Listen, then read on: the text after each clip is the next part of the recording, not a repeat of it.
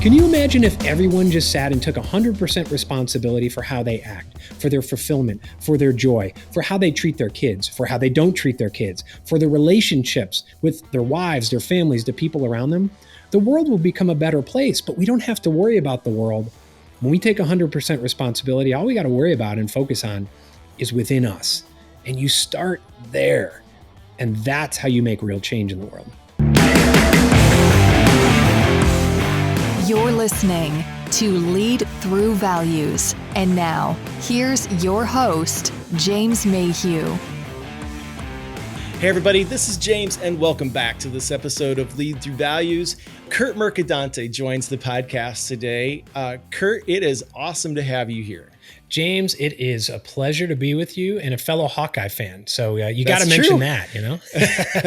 And we are recording on July 1st of 2022, and we just had some big recruiting news that we were just talking about with the Iowa Hawkeye football program. So we're excited. I'm pumped. Curt, as we dive in today, I always just like you to kind of share with our audience, our listeners, what is it that you're doing, and what's some of the exciting things that are going on in your life right now? Yeah. Well, the real exciting thing is we just yesterday booked a family trip to Italy. So as we record this, it'll be, I don't know when you'll air this, but it's going to be at the end of July. We're going there. We thought we'd never be able to go again, given the state of the world. Right. But Italy kind of lowered its shields, have no idea if they're going to raise them again. And we said, we're going, we're there. And awesome. You know what's exciting is because it's a little bit scary because the prices to travel right now are 3-4 times what they were 4 years ago, all those things. And you see, you can get distracted by, oh my gosh, you see everyone on LinkedIn and there's travel and the travel is problem and this and that and gas and inflation and all that. Having a truly abundance mindset just tunes it out and says, I want to go, we're going. And you can truly do whatever the hell you want to do, anything you want to do. And so that's why it's so exciting. I just went and picked up a bottle of Italian wine. We're gonna celebrate tonight that we did it. We're going because we had been traveling before the era of whatever it's called of the last 2.5 years. Yeah, we had been traveling overseas, and then it stopped. And so I said, you know what? The opening. So this is a little digression. But I don't know if you've seen the latest James Bond movie, Daniel Craig's last James Bond movie. I have not actually. So there's a scene in it. This doesn't give anything away, but it's not the opening scene, but it's kind of like they do the opening scene and then they do probably the music and then they come back and there's this panning, probably a drone shot, right, of this bridge. Well, it's actually an aqueduct, but stone. It's a Roman old antique bridge in this Italian town. And they said it's Matera. It's not. It's actually the town of Gravina where my grandfather was born in Italy. And we were there on that aqueduct shortly before they filmed it, 4 years ago.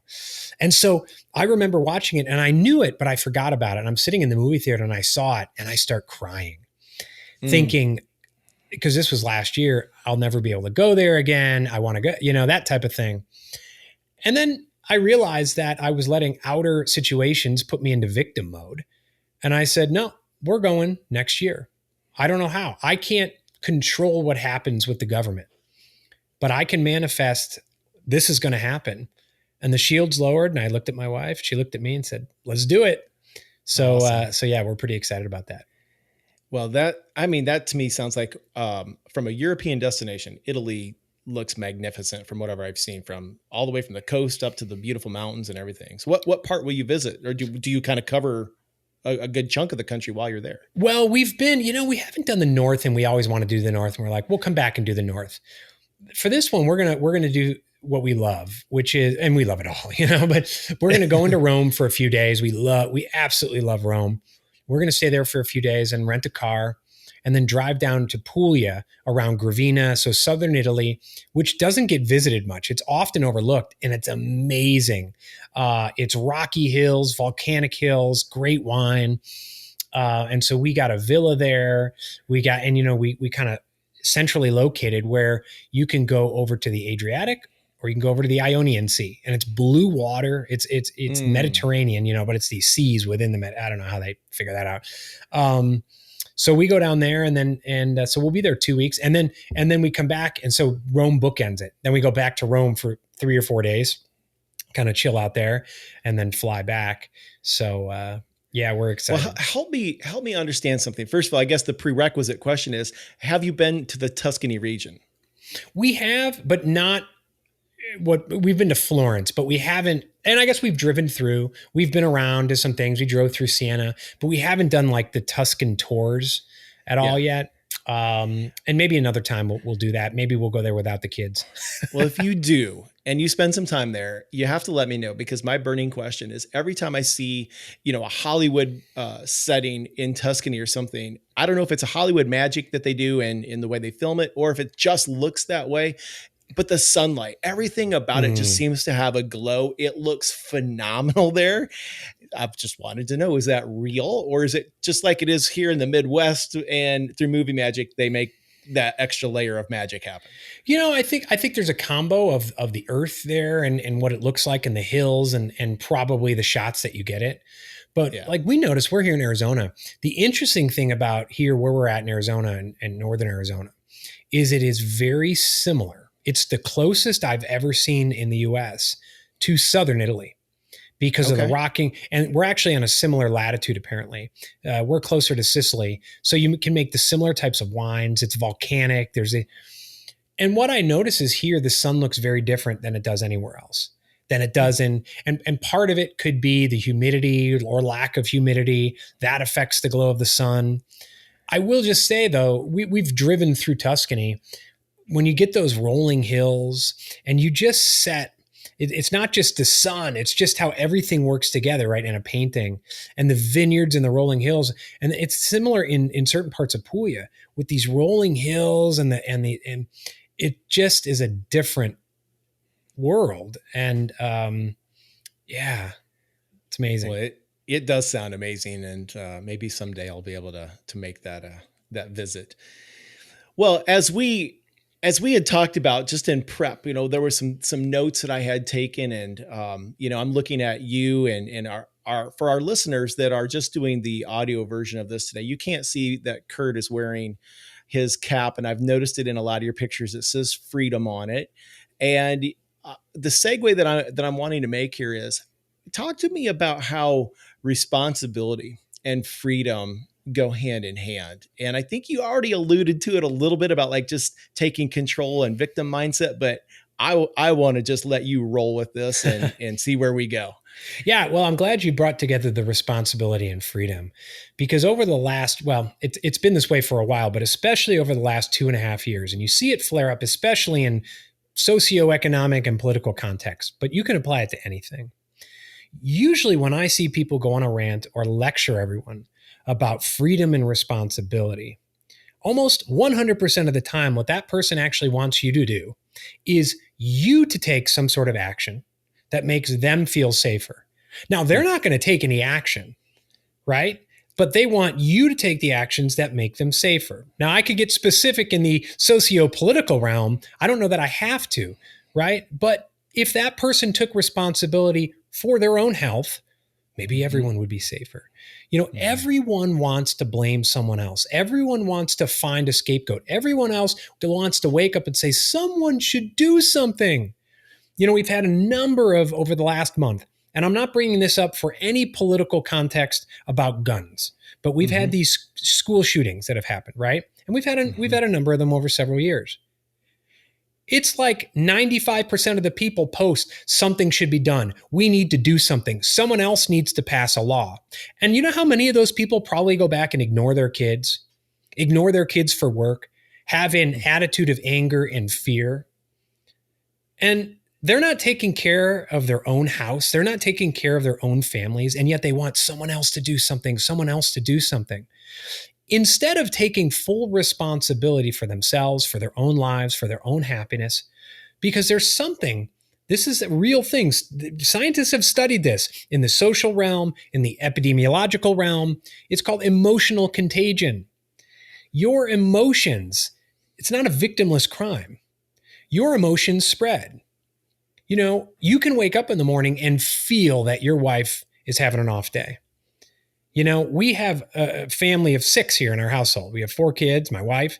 I can tell when someone's off. When I'm off, everyone's off. Yeah. Now apply that to your work, apply that to your community, apply that all around. And it doesn't even have to people. I mean, there's some incredible studies, even looking at heart disease, health, but also your emotions affecting those around you.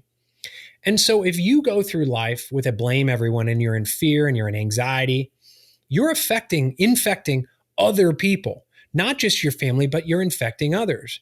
And if you apply this to any problem, you start to realize that most societal problems, I would say all societal problems or issues, all personal issues, are issues of not just emotion, but that's a function of your consciousness.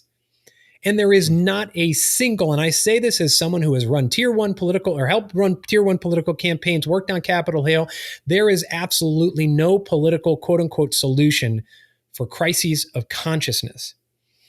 And what that takes is, and if there's people listening right now who are triggered and say, but you don't understand, they got to do something. They got to pass a law. Parents aren't the same today that they were 20 years. How does that affect what's going on in your life? Can you imagine if everyone just sat and took 100% responsibility for how they act, for their fulfillment, for their joy, for how they treat their kids, for how they don't treat their kids, for their relationships with their wives, their families, the people around them? The world will become a better place, but we don't have to worry about the world. When we take 100% responsibility, all we got to worry about and focus on is within us. And you start there.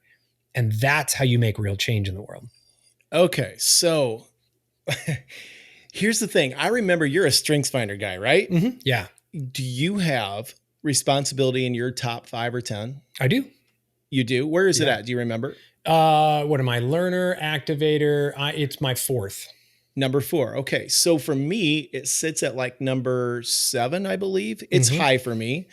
Well, I was working with a young man one time, and he didn't realize how much of a superpower responsibility was in his life. All right. And so we just talked about what his blind spot was around that, coached him through it. And it was just this huge epiphany for him to realize not everybody thought the same way he did. And it was causing some strained relationships at work. He was actually a manager in his 20s, managing men who were in their 30s, 40s, and 50s. And so there was some gaps already. Well, his super high level of responsibility impacted that. So where I'm going with this is when you're talking about responsibility, it's really an interesting dialogue when you think about it as a talent, a gift that you are given, as part of your DNA. But it's also something of value that we learn, and it can be instilled in us. So for the people that have that don't have responsibility super high, does that impact their ability to take, I guess, ultimate responsibility for their life? What are your thoughts on that? No, because there's what's called strengths innovations, and strengths innovations allow you to utilize any combination of strengths you have to get whatever result you want. In strengths-based leadership, Tom Rath talks and he details all these different CEOs who all have a different level of strengths, but they use what comes to them to lead. Now, I guarantee all of those people take responsibility. Otherwise, they wouldn't be good leaders. They wouldn't have made it in his book. They wouldn't be successful. And so you can utilize, you got to find that within. We have I'll tell a story first. There was a woman who came to me, and I did a speech in Charleston for a tech company. This was 4 years ago. And she came up to me afterwards and she said, "Oh, I need to talk to you." She said, "Can we talk in the corner?" Right? Because she wanted to build another job. She had a side hustle, but she didn't want the other people to hear it at her work. Sure. She said, "Well, I have this side hustle," and it was like music related. I said, "Okay." She's like, "I just can't find the time to build it and work on it." I said, "Okay." She's like, "I just, during the day." I said, "Okay, what about in the morning? What do you get up in the morning?" "Well, I'm not a morning person." "Okay, got it. I got that." "What about on your lunch hour?" "Where I'm here at work and usually we do." "Okay, great." "What about when you get home from work?" "Well, my husband comes home and I have to make dinner." "Okay. What about after that?" "Well, then I feel guilty. I have to spend time with my husband." I said, "Gotcha. Okay. How about after he goes to sleep?" "Well, I'm not really a night person. I got to get up morning." I said, "Okay. Give up your side hustle, quit." And she looked at me and she's like, "What are you talking about?" And I said, "Listen, I didn't ask you to start your business, and I did not ask you to come up and ask me for advice. But I just gave you, 4 or 5 options? There's not a magic 6th option. I cannot create another 5 hours in the day for you.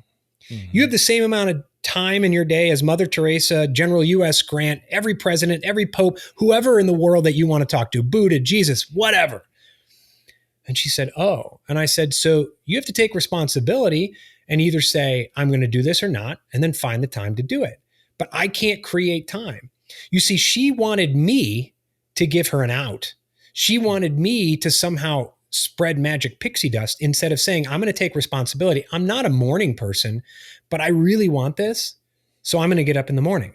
Now, this isn't about struggle. This isn't about, go to bed earlier, get up earlier. I don't know. There's ways to do it, but people want other people to do the work for them. Not everyone, but a lot of people do. And when you take responsibility, I had a woman who I have a mindful month decelerator, it's called. And over 30 days, we help you build more mindfulness. We help you build more silence into your day. In the morning, it starts with 5 minutes of silence in the morning, not praying, not affirmations, not anything else. You can go into prayer and go into affirmations, but it's just silence. Literally go and sit on your couch for 5 minutes. You think that'd be so easy? Oh my gosh, for some people, it's impossible. And this isn't a judgment, but one guy just said, this changed my life. The last 30 days changed my life. My pants don't fit. It helped my health. His sales quota is skyrocketing. He was so focused and anxious about his sales quota. He stopped focusing on that, right? But there was someone who just couldn't do it. You don't understand what it's like. 5 minutes at night, I come home from work at 6, and then I drink a bottle of wine, and then I got to watch TV just to unwind, and then I fall asleep. So I can't do the 5 minutes. I said, okay. Now, is that person taking responsibility, or do they want me to somehow either take the fall or spread magic pixie dust? So we look at behaviors and we say, okay, what did you do leading up to sleep? What did you do that? What did you do that? Why are you so tired coming home? What time did you go to bed the night before? It all reverse engineers to the day before. That person just threw up their hands after 20 days and said, I'm done. I'm not going to do it. And so life is all about taking 100% responsibility.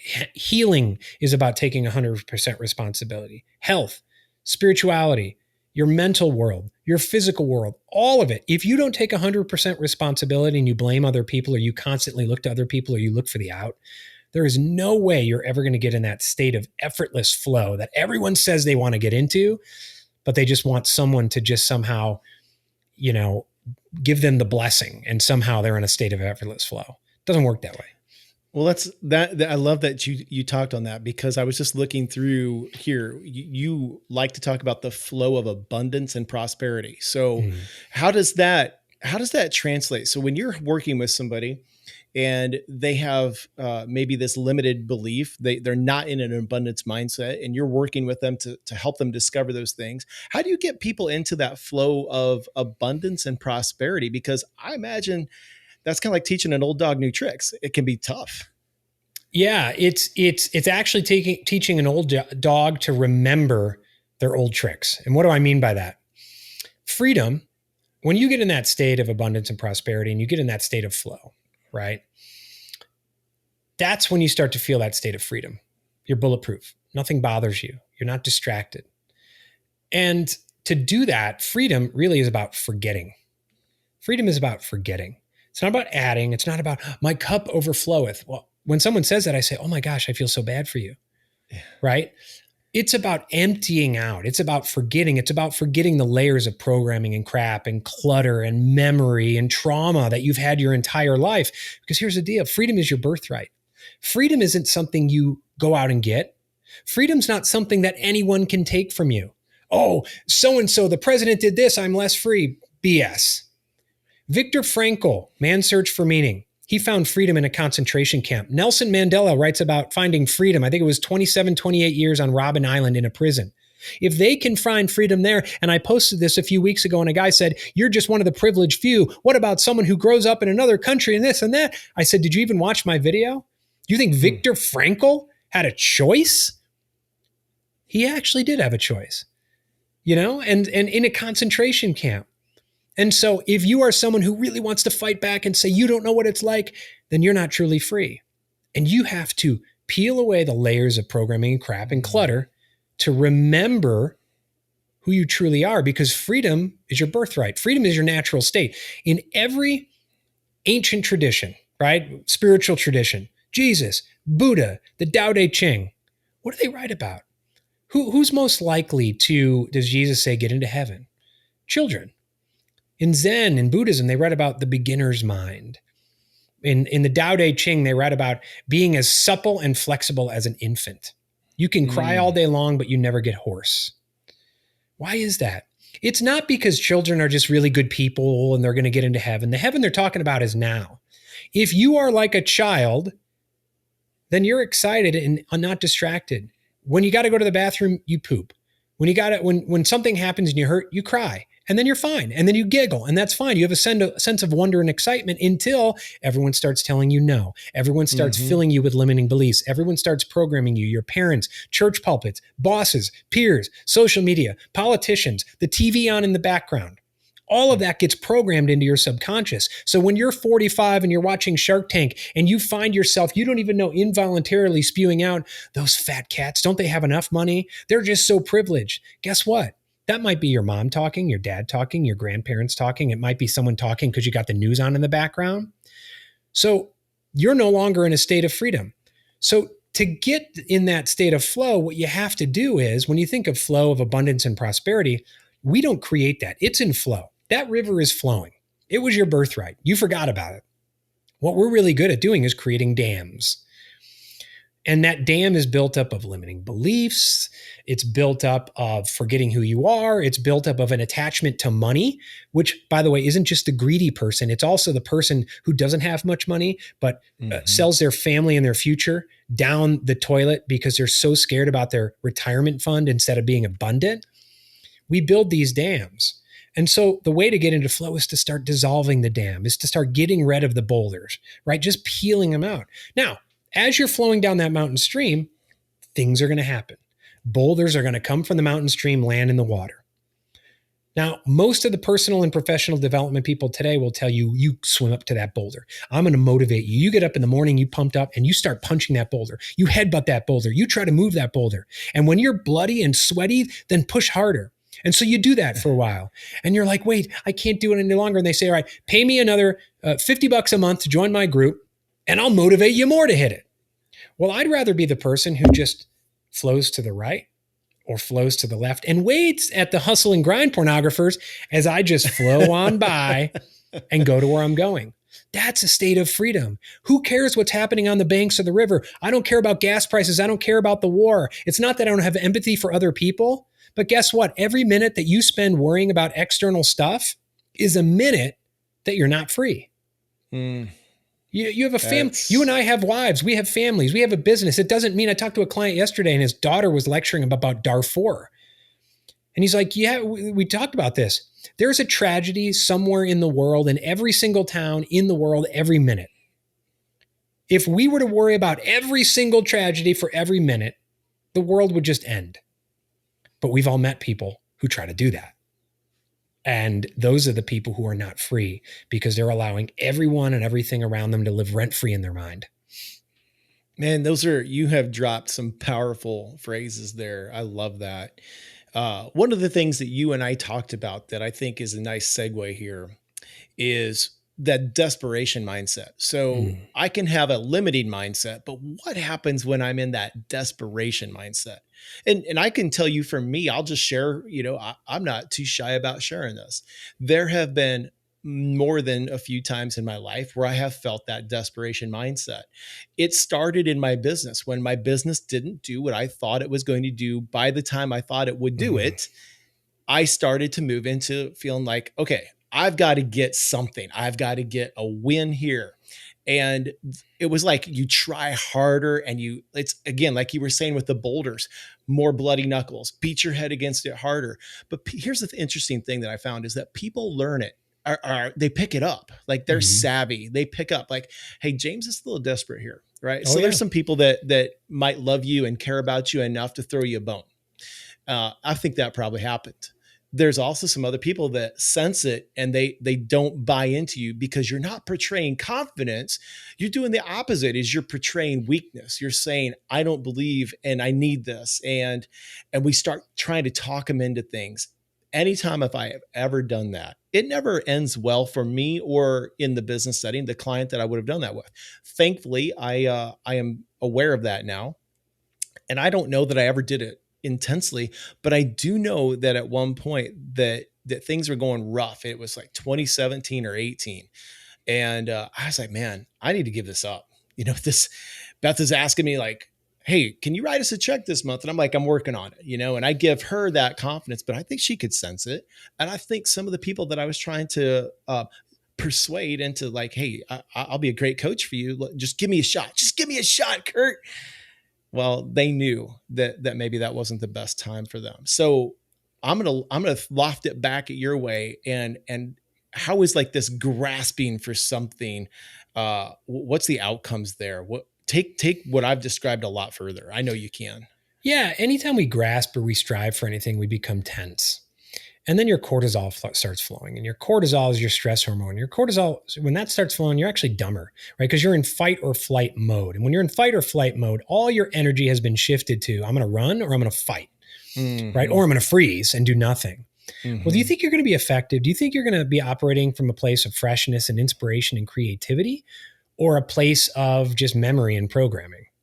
And so we all, as entrepreneurs, go through this. I built a 7-figure PR and ad agency, and at peak revenue, I had it at peak revenue. But I've also gone through it when, my current company, I about 5 years ago, I just shut down my company, my agency at peak revenue. I was fat, drunk, and stupid, right? I was about 75 pounds heavier than I am now on a cocktail of prescription drugs to numb certain things that were going on and the anxiety attacks. I wasn't being a present dad and husband. And I started over. I started just from scratch. Now, there have been days where we got our bank account down to $250. We're a family of 6. That desperation is normal. That feeling of desperation, I would say it's just a normal response because, and especially when you have the programming, your subconscious wants to protect you, even if it's killing you. So it goes into fight or flight mode, and oh my gosh, we're going to do this, and so when that happens, it puts you into protective mode. Even when you need to be into loose mode, you need to be flexible. You need to be that tree. In South Carolina, we had palmetto trees. They would bend in a hurricane. The oak tree would crack and fall on your house. I'd rather be the palmetto tree. I'm going to bend and not break and then come back tomorrow and be great. But that notion that we have to struggle, because this happens on both ends. I was very successful very easily from a money standpoint with my agency. I formed it in my 20s. I went right to mid 6 figures, brought it to $1 million, all that. I was desperate because I felt I was an imposter because it came so easily to me. Because I paid attention to other people. I'm supposed to struggle. I had a client yesterday who said, I feel lazy because all these other people are doing this stuff and I'm not. Well, he's got a bunch of kids. You should listen to his day. He walks his kids to school every morning. He picks them up. He works on cars. He's got a job. He just sold a company. I said, dude, stop. This is when we become distracted. Go within. Who cares about other people in that realm? But when you are also on the other end, when you got $250, when it's not going, we have expectations, and my take on goals is much different than some of others people. They tell you, set your big, hairy, audacious goal. And here's what happened when people do that. They wake up January 1st and they're motivated because their conscious mind, which is only 5% of your cognition, says, I'm setting this for December 31st. And then for 5 days in a row, they think, this is big goal. This is big goal. This is big goal. And then they kind of forget about it. And then they think about it in mid-July and they get this pit in their stomach. And, that's a big goal. All right, I'll get on it tomorrow. And then it's December 15th. They're like, well, I'll do it next year. They were so focused on the goal. Or then if they struggle and they go and they go and they go and they're thrown spaghetti against the wall and they're like, it's not where it's supposed to be. I'm so focused on that end goal. What I urge people to do is set the goal and forget about it. Set your intention. Now, how do you do that? Well, you set your goal. And then the next step is you reverse engineer it.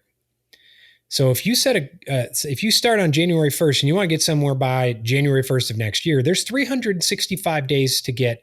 I urge people, don't set more than 3 outcomes a day. But when you reverse engineer it, I should be able to ask you, what's your outcomes tomorrow? And if you're like, well, I think I do this. No. You should know because you've done the reverse engineering. So when you wake up tomorrow, you don't have to be anxious about My goal, my goal, my goal. I don't know how I'm going to get there. And don't read books and try to get motivated because that's going to put more crap in your brain. You've reverse engineered it to say, well, tomorrow, all I got to do is, I got to post one piece of content. I got to make 10 outreach calls. I got to do this. And then I'm done.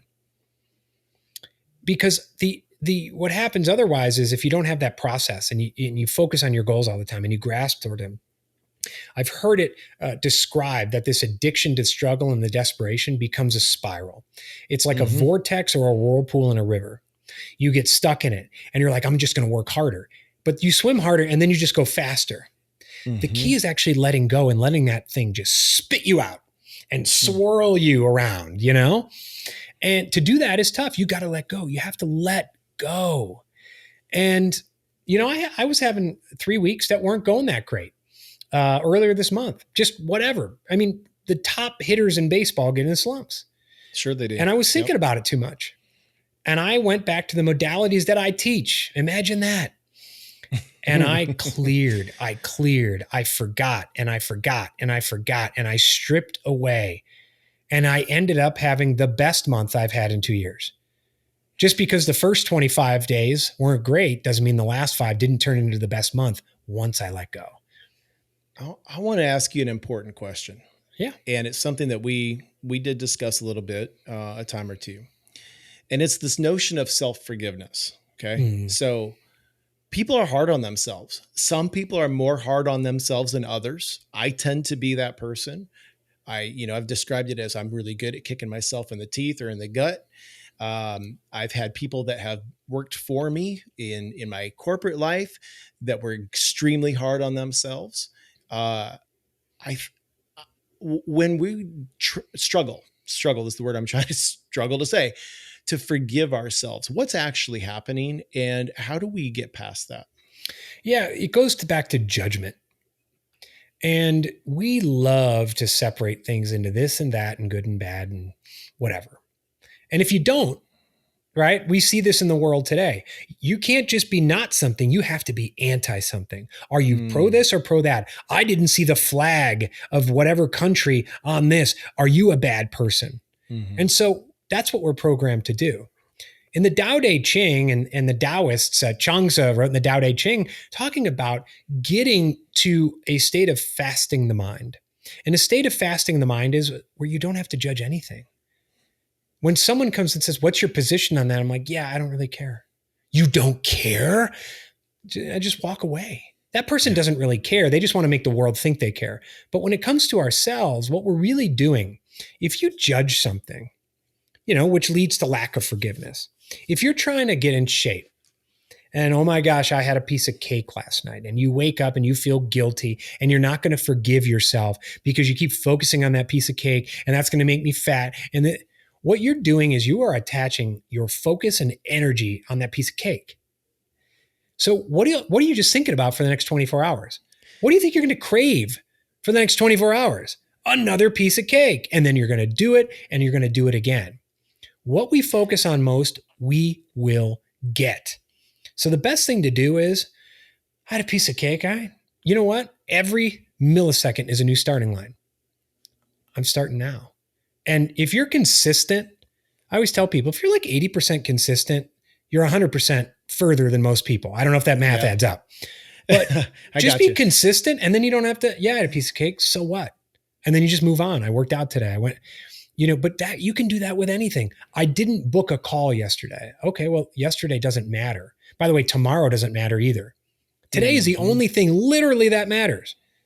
And so live in today, be present. And when you're present, that forgiveness is about something that happened in the past. And so if you're judging and you're not forgiving, you're focused on something that happened 5 minutes ago, 5 years ago, 5 days ago, whatever. You're not present. The key is to be fully present right now because yesterday and tomorrow don't matter at all. Powerful stuff. And, part of the reason I wanted to go there was there's been times where I've struggled to forgive myself for stupid decisions, whether it was choices of food or things I spent money on, things that I didn't do that I committed to doing or whatever it is. And so,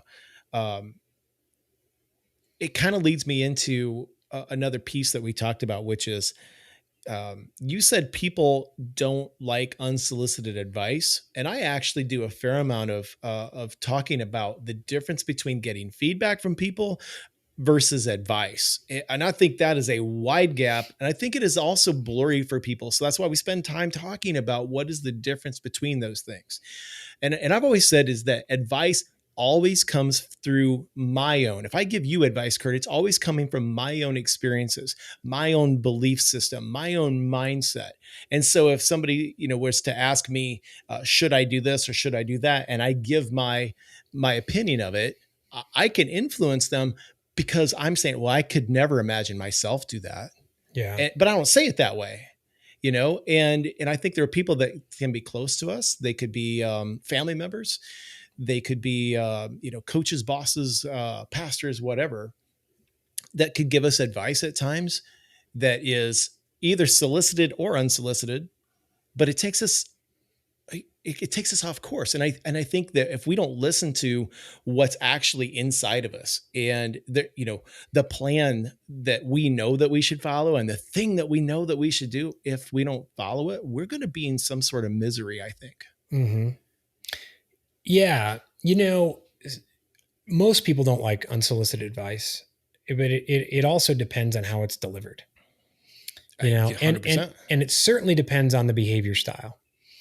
When I'm in high D mode and someone delivers it in a way that is, just in a way, it could be a number of different ways. I don't like that.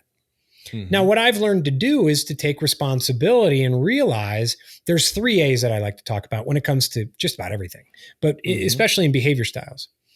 The first A is awareness, right? So as a D, I don't love someone throwing unsolicited advice at me, especially if they do it in a tone or a way that, and sometimes as a D, I take it as condescending no matter what tone they use. Sure.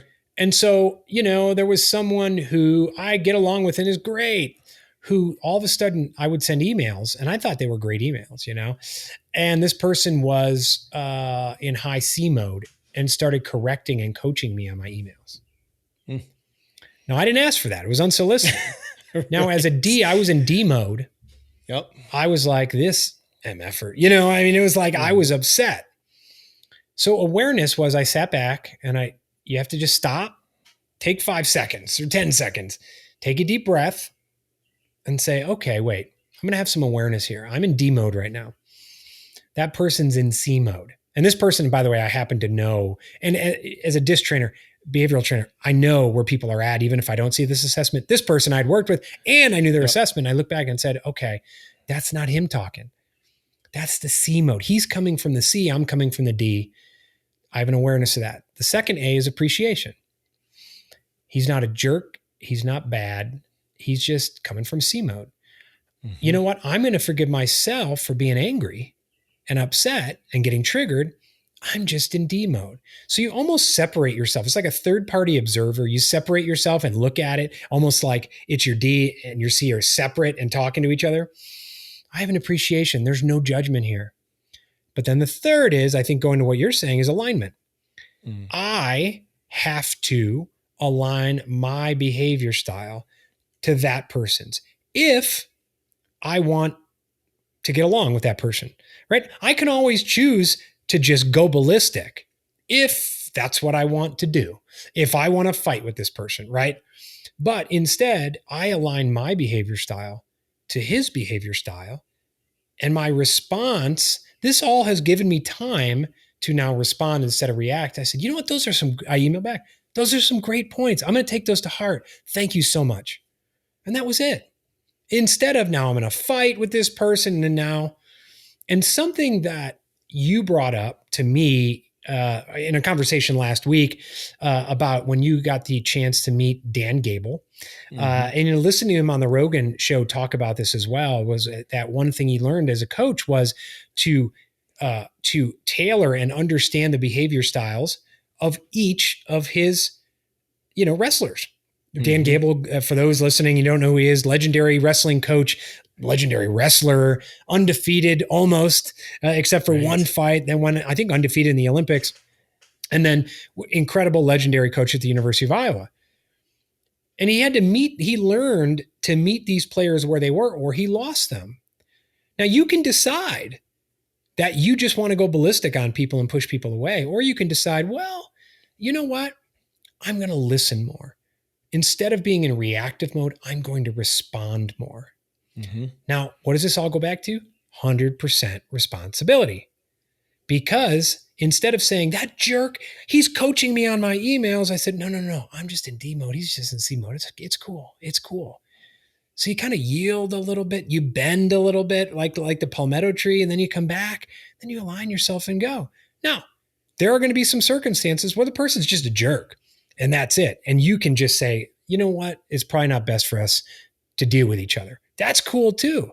Mm-hmm. But 100% of the time, if you've come from a place of responding instead of reacting in any interaction, anywhere, and that includes if somebody tells you their problem and you just unconsciously jump in and try to fix it without them asking you, a simple question to ask is, would you like my opinion, my advice? And they may say, no, I just want you to listen. That's happened to me with relatives, my wife. No, I just want you to listen. Cool. Just ask the question. And then sometimes people are just venting to vent and they don't want a solution. So I hope that answered your question.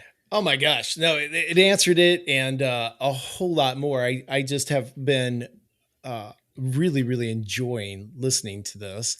But I'm actually kind of excited because I want to go back and take a few notes. You've dropped a few zingers in there and it's just some really great sound bites. This is going to be, as an editor of this podcast, it's going to be hard to pick some of those out because there's going to be so many.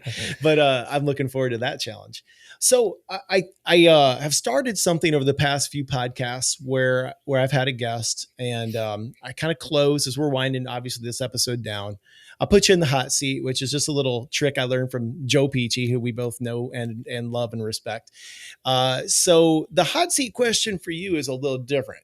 And I don't know how hot this is going to be for you because you may already know the answer. But I've been watching your background this whole time, and I'm seeing Marvel characters behind you. So the hot seat question is, Curt, which of the Marvel characters do you most identify with and why? That's a good question. A couple years ago, I would have said, and he's over my left shoulder here, I would have said Iron Man and Tony Stark. Yeah. But some of that was ego. And I've learned that.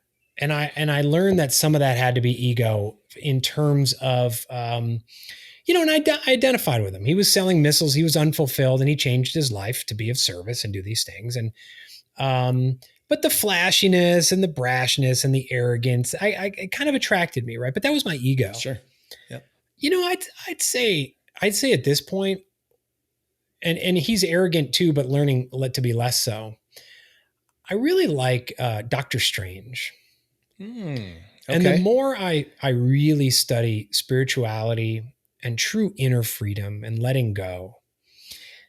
And then you go back and watch the first Doctor Strange, you start to realize this is a documentary, and the healing power of within and the power of the mind and the power to go to other places. Because I've mentioned the conscious and the subconscious, but the higher conscious is where everyone talks they want to get to. It's enlightenment.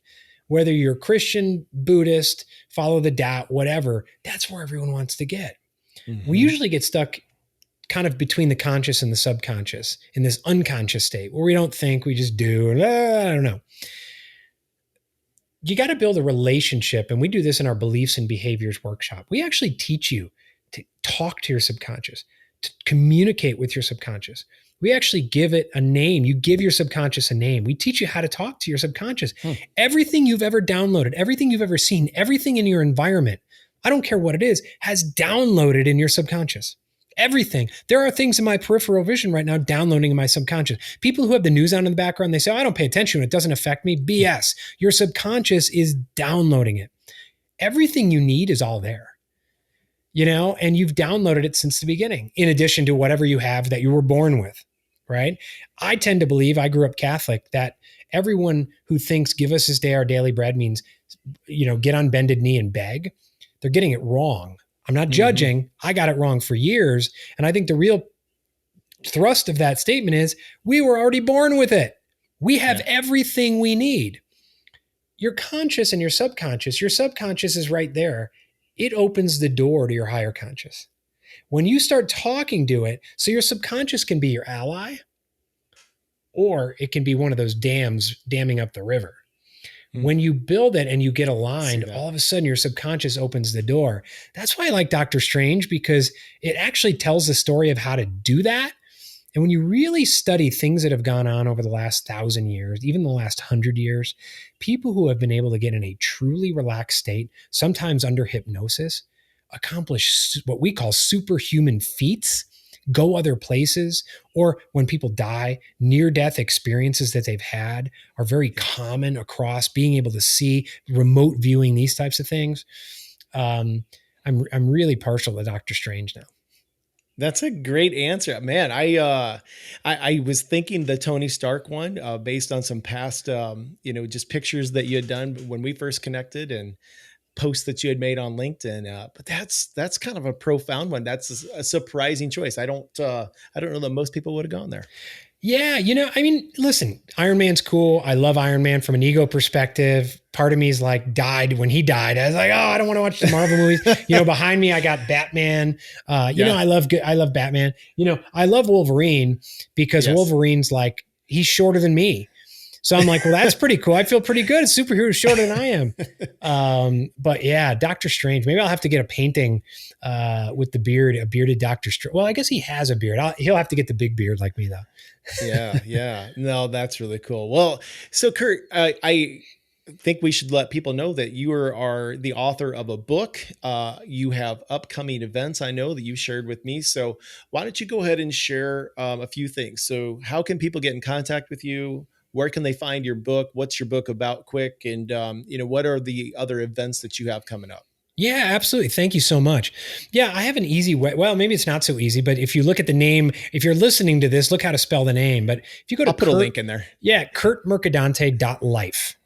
And it's got links to everything I do and then some. We have a free new Facebook group community called The Man of Freedom. It's for men who really want to realize not that freedom is something you go get, not that freedom is something that triggers you, but it's within you and you want to rediscover it. I do a rolling program. It starts the first of every month called the Mindful Month program. And it's about 30 days to build the habit of mindfulness. We also get into health, nutrition, because those things affect your stress levels, your anxiety levels. So it's about dissolving your stress, becoming more mindful. In September, and we'll have another one in the spring, we have our Beliefs and Behaviors workshop. That's about identifying, clearing, and cleaning your limiting beliefs, and then aligning your beliefs with your behaviors. It includes a good amount of disc training to start attracting what you want in life. You can attract whatever you want. You got to clear that dam in the river. We teach you to talk to your subconscious. That's 2 days. It's an intensive workshop in September. It's hybrid. You can join me here in Sedona or do it virtually. Then we have our men's group. By the way, these are all for men. So okay. I've begun working with men now only. Nothing against women, but working with men. And in the spring, in May, we have our Freedom in the Red Rocks men's retreat here in Sedona. It's 5 days of health, hiking, mindfulness, acupuncture, learning how to eat correctly. We teach you how to breathe correctly for health, stress, anxiety, all that. And then we have our Freedom Rising program, which is you get all of everything I just mentioned, plus one-on-one coaching with me. Okay. And so if you're serious about investing, if you're serious about dissolving those beliefs, those limiting beliefs, if you're serious about attracting whatever you want and creating whatever reality you want, and if you're someone who says that's BS, you can't do that, then please go to the link because you need to clear some beliefs. Powerful stuff. That is awesome. For those of you listening, or maybe you're watching this, check the notes. I'll have links to those things in there for Curt. Real quick, you didn't mention your book, I don't think. So go ahead and talk about your book if that's still relevant. Yeah, absolutely. I actually just mailed out a copy. So the book is 5 Pillars of the Freedom Lifestyle. It's 5 pillars that you can utilize to help start rediscovering that freedom in your life. It starts with superpowers. Whether you use Gallup Strengths Finder, we talk about that in the book. You can use DISC. It's finding your innate true nature to get where you want to go. Defining your vision, which is the second pillar. Crafting your life of alignment, not work-life balance. That's BS. There's not work in life. There's just life. So finding that alignment. Outcomes, reverse engineering. We talked about that to set your outcomes so you know what they are. And the last one is flow, getting in that state of flow each and every minute of the day. Well, and it's available on Amazon. If you go to Amazon, you can get the book. We're still selling over the last 2 years. Surprise, surprise. People rediscovered it, feeling less than free and wanting to know how they could rediscover their freedom. That's cool. Yeah, that's great. Well, this has been an awesome episode. Thank you so much for your time. And I'm just grateful. And I want to thank all of our listeners too. If you've been listening to this and you have felt moved, if something is, Curt has inspired something inside you, please do follow up with him. I'm sure that you will not be disappointed with what you'll find there. So, James, it has been a pleasure. Thank you to you and your audience for allowing me to spend time with you today. Curt, thanks again. And we'll catch all of you on the next episode of Lead Through Values.